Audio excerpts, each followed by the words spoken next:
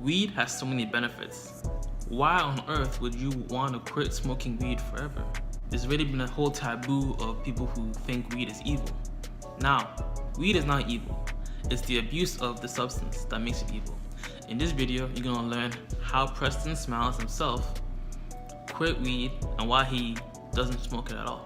And why you may need to reevaluate your own relationship with weed. Tap in.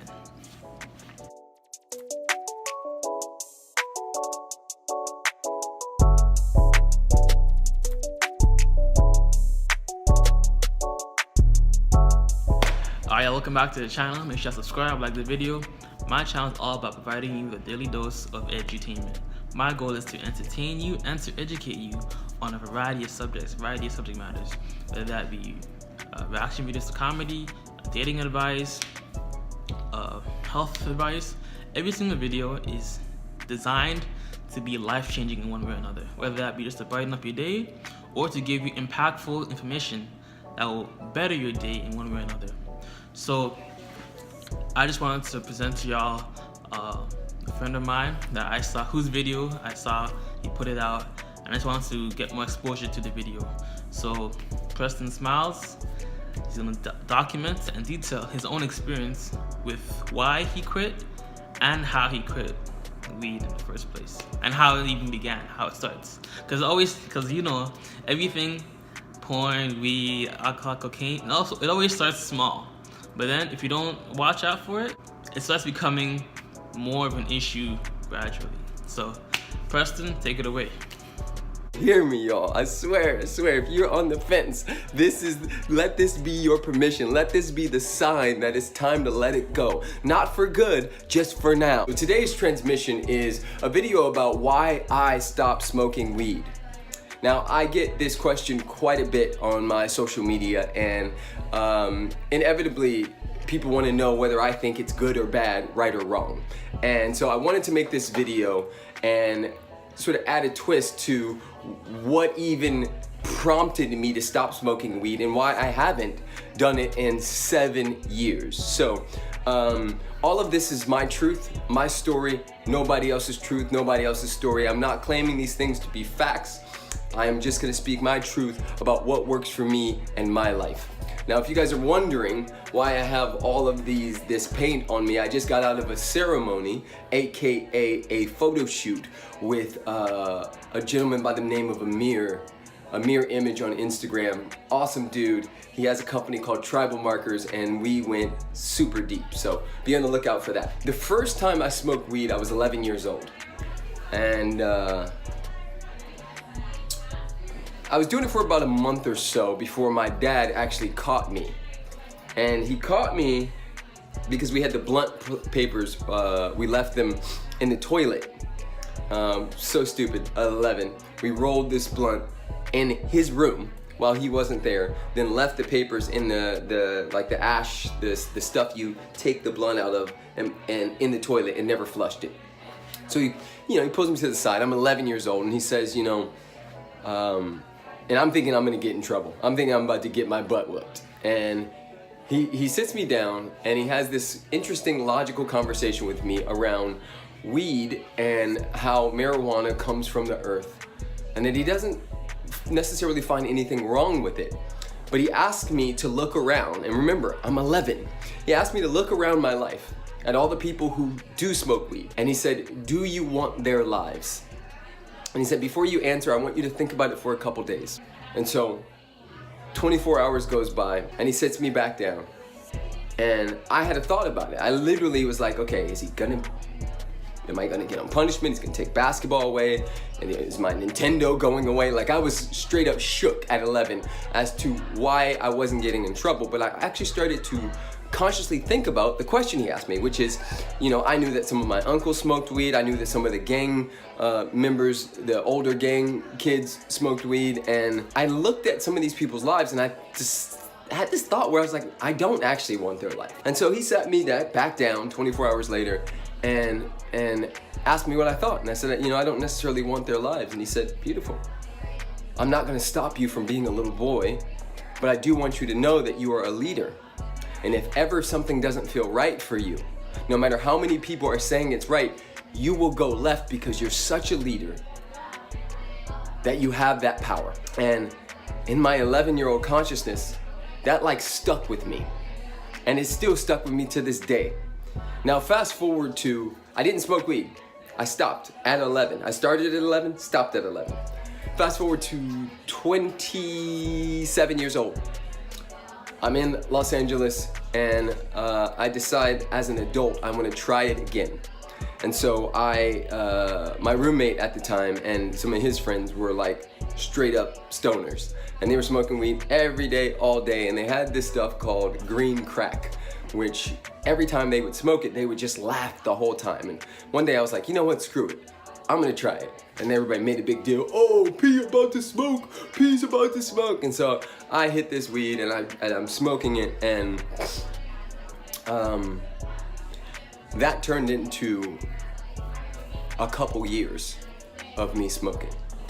And I actually was going through a pretty tough time in my life when a friend of mine introduced me to plant medicine ceremonies. And so I went to this plant medicine ceremony in Ojai, California, which is like one of the hippie capitals of the world, and had this ayahuasca ceremony.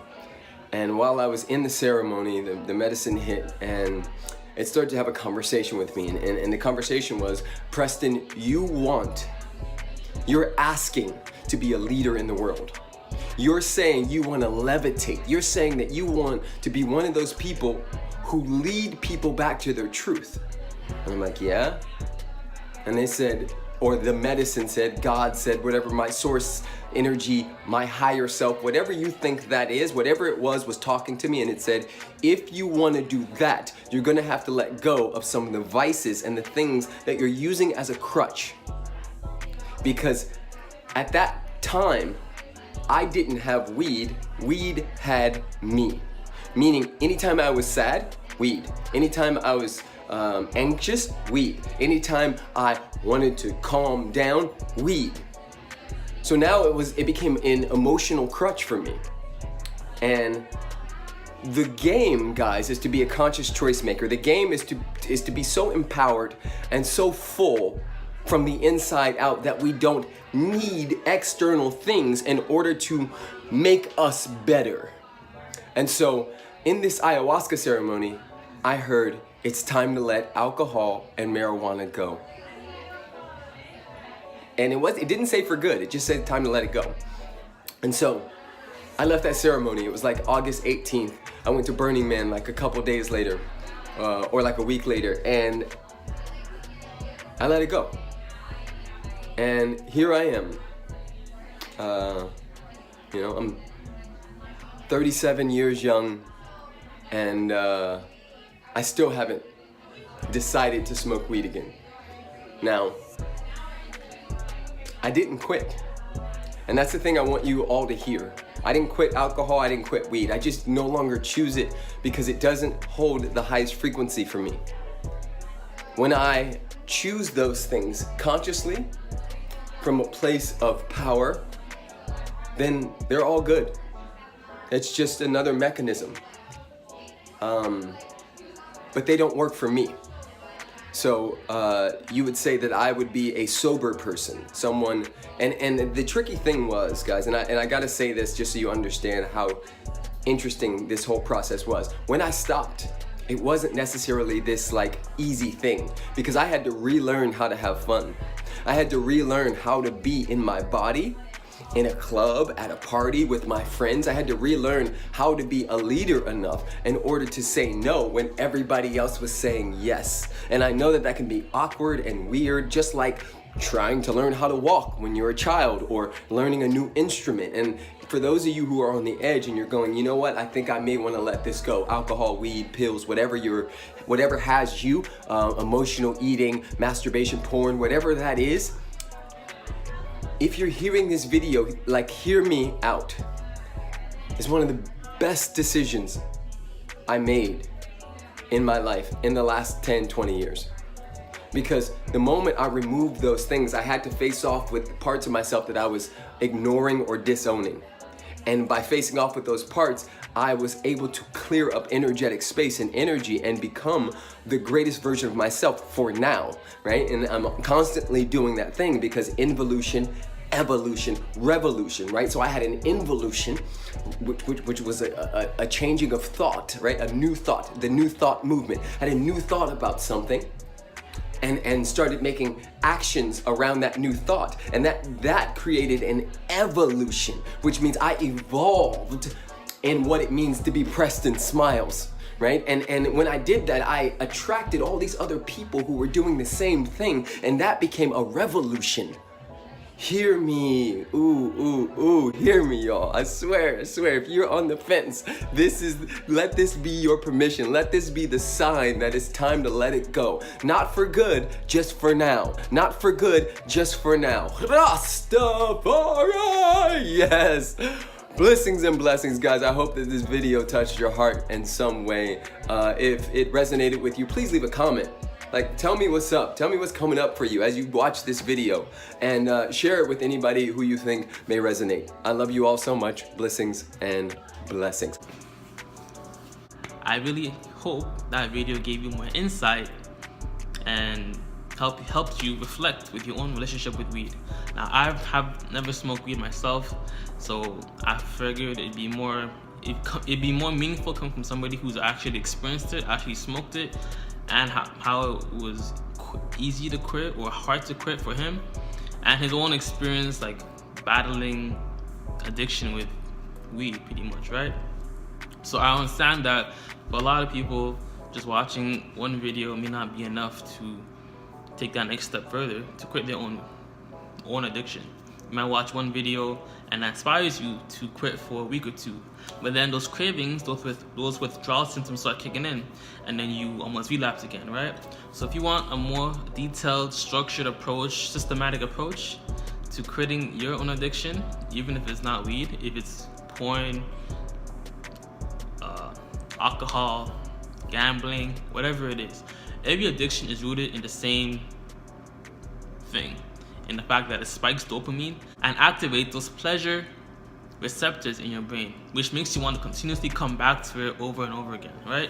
So if you want a systematic approach to quit your own addiction, click the description down below with a free video of the Truth or Addiction program that walks you through even more in-depth detail on how you can quit and the most effective steps by which you can take back control of your life and live healthier.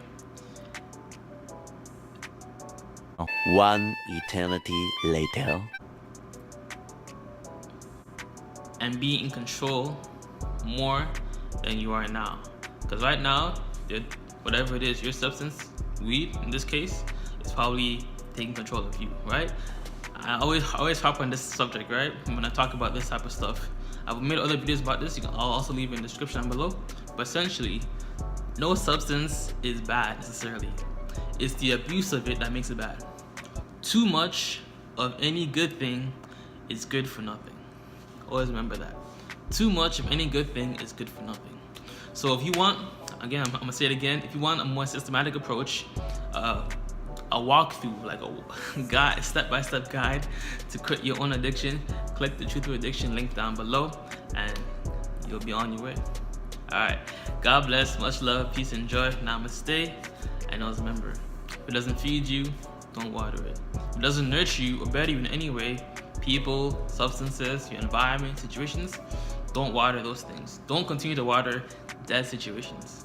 And always remember as well, keep that same energy, be real, be authentic, don't be fake, and don't tolerate people that show fake love or fake support to you. Alright, deuces.